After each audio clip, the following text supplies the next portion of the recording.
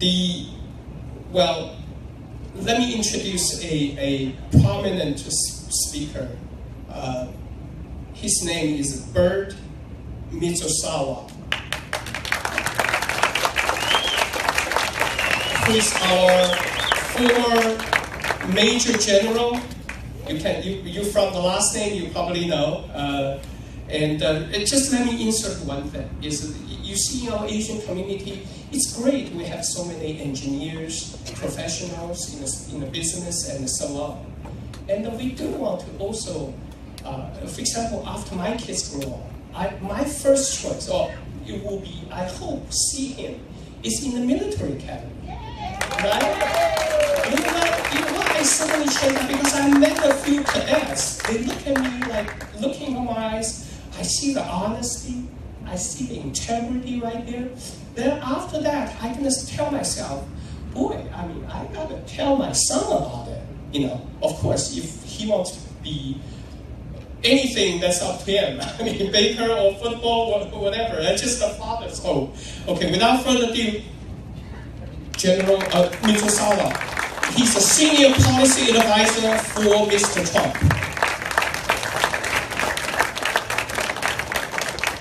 Thank you, Cliff. Appreciate it. And so I'd be remiss if I didn't also add on that if you send your kids to the military academies, it's free, okay? Very, very fiscally responsible, which is what we're all about. And they also are guaranteed a job afterwards, so keep that in mind. And I'll be available to help you if your children really do want to go. So I'm local here, but I do have a couple of roles that I've had with the campaign. I've been asked to be a surrogate, which means being out front representing the campaign of Mr. Trump as a speaker. I have also worked from inside the campaign where I've helped craft some press releases, particularly in the areas of national security. And about a year ago, I was named by Mr. Trump, along with Dr. Ferris, as one of his foreign policy advisors. And we were publicly announced to the New York Times in March. And let me tell you that the Trump train has been a pretty wild ride since March with all the things that are going on. So I wanted to share some things about the way I see things and some of the advice I've given. Some of it is substantive. I know, given the fact that we have Asian Americans here, you might be interested in some of this foreign policy. In fact, I was published in the USA Today 2 days ago, and the title was Trump's Foreign Policy Favors U.S. Taxpayers. And some people fell out of their chairs, not because there was a good article put in there, but because USA Today didn't exactly say many nice things about Mr. Trump. So I'll give credit where credit is due. I think USA Today, along with 100 of its affiliate newspapers, are going to reach out to a broad swath of the electorate.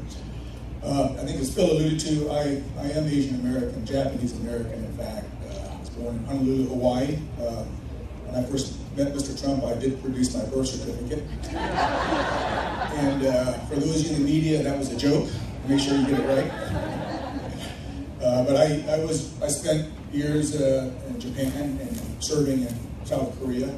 Actually, a little bit of time in North Korea, but we don't talk about that too much.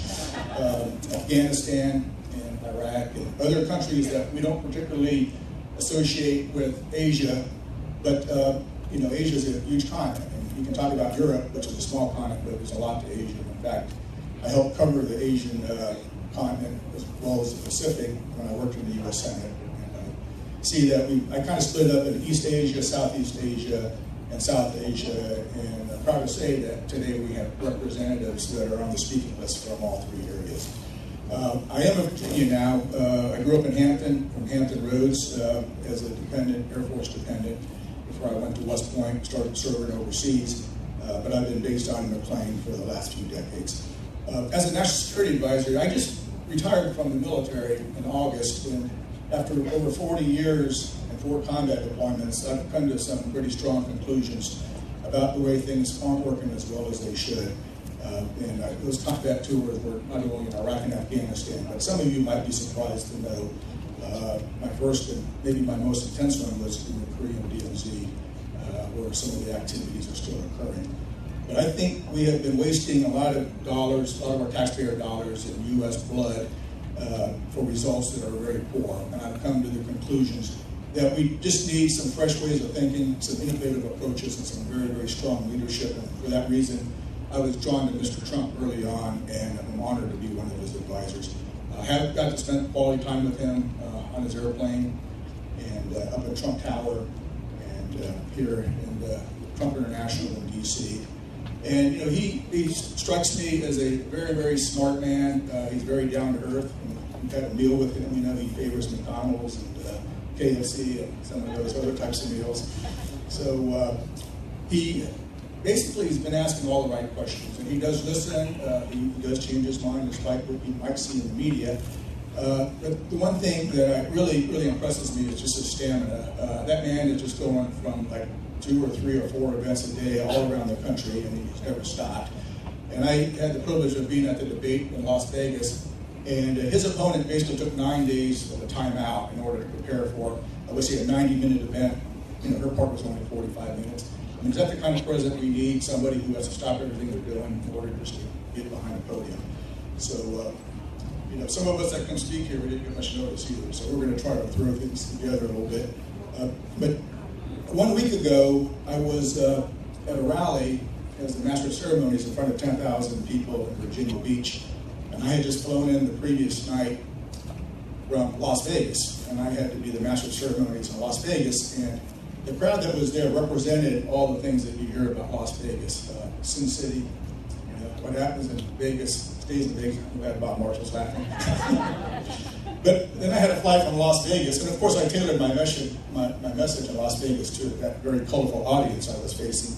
But then I had to be the Master of Ceremony for some of our nation's leading evangelicals down at Regent University. So I thought, you know, either God or Mr. Trump is testing my versatility. But after watching him perform all around the country, I think it's the very least we could do. Since I am a national security advisor, I'm not on the political side. I'll mention a few tidbits that I picked up along the way. You know, Mr. Trump, he's adamant about how we conduct foreign policy. A lot of it's going to be just being fiscally responsible. But I think his mission number one is going to be to defeat ISIS and to defeat the terrorists that keep attacking us and our allies all around the world. He's going to continue the international conference. He's going to look for moderate reformers in the Middle East, and he knows we need to work closely with some of our Muslim friends all over the world. He wants to get NATO more involved in missions that are more relevant and much more likely, and to get them to up their defense capabilities to do that. He wants to look at innovative ways to cut off funding for terrorist groups, and you know, everybody needs financing in order to operate. And so I'm going to look at different ways we can work with the U.S. Treasury to accomplish that. He wants to do more intel sharing. Some of you may or may not be aware that we really limit who we share our intelligence with. And there's a group of mainly English-speaking or exclusively English-speaking countries that we're doing that with. I think we need to broaden that out to other nations that don't necessarily have English as its primary language, because some of the elements of terrorism go all the way from Morocco to Indonesia and the Philippines and everything in between. He also sees cyber as a new emerging area that we're going to need to, number one, better protect our critical infrastructure. But a lot of the way the terrorists work is just through propaganda and reaching out to people who are vulnerable or easy to have their minds changed through social media. It always strikes me that these elements that would do the West, and when I say West, I mean East as well, our allies all over the world, harm, depend on our technology to do that. And to me, I mean, that's kind of a paradox that we need to start outthinking them and deal with them on the ideological level, and Mr. Trump understands that. He also wants to set up a commission on radical Islam, because we have to look domestically, our friends and allies in Europe have to look domestically as well, at how do we identify people who are becoming radicalized. And so it's going to be an educational effort here domestically as well. He wants to improve HUMINT, which is human intelligence. That's basically our friends in the CIA. It's hard to do everything from a satellite above or through other types of intelligence gathering. We just need people on the ground. There's no substitute for people on the ground. As an Army guy, I can guarantee you that the mission will never get done the way it needs to get done without having some boots on the ground. And that's one area that Mr. Trump will not rule out, as his opponent has here. Maybe get a little boring. There might be some lawyers here. He wants to apply some of our racketeering statutes, criminal statutes, against people who provide material support to the terrorists, and he wants to treat all the terrorists as enemy combatants and keep Guantanamo open for that end and not give them all the protections of their liberties. Let me just say a few words about what might be important to you all, given your heritage and possibly extended family interest. Asia Pacific right now, that's 50%, probably over 50% of the international gross domestic product, and it's increasing. That's becoming a very, very important area. The current administration talked about a pivot or a rebalancing towards Asia Pacific, but obviously that hasn't happened very well. We've got problems in North Korea right now. If anybody has any ideas how to deal with North Korea, please let me know after this. All the so-called experts haven't done much, and I've been following North Korea since I spent 13 months right on the border listening to their propaganda. I'm surprised I don't speak Korean at this point. But no, that's a serious problem that we need to deal with, and we have our friends and allies in Japan, and South Korea, and Taiwan that are within ballistic missile range. So, this is kind of serious stuff right now, but these are the issues that are important. As an Asian American, I know how to do math, by the way. I have to live up to that standard. So I looked at the minutes we had, and I looked at the number of speakers, and so I know we didn't have much time, but I did want to talk a little bit about the South China Sea issue, and I know people in this room might have different feelings about it, but we all agree that that area is so important for international commerce, and about 95% of international commerce goes by sea, and that is just a very key area, not only for mainland China, but for all the other partner nations. And the United States has bilateral security agreements with the Philippines and with Australia, New Zealand, Japan, South Korea, Thailand, and they all have an interest in making sure freedom of navigation continues to exist, and Mr. Trump is committed to not being necessarily a competitor, but someone who can seek cooperation with China to help secure the global commons to make sure that, it's in China's interest as well. So just let me say a little word about where we're going in this campaign. I think if Trump wins Virginia, he wins the presidency, he wins the White House.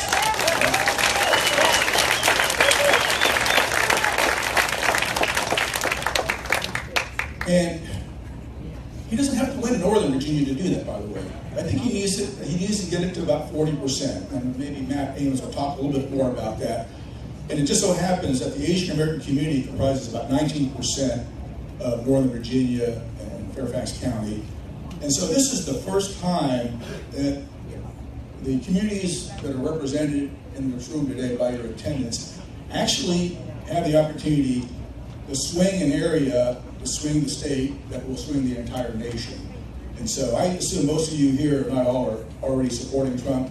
So he's been doing the media, which is basically the air game. I'm going to ask you to go out and do the ground game in Northern Virginia, because you can definitely make all the difference. Continue to forward.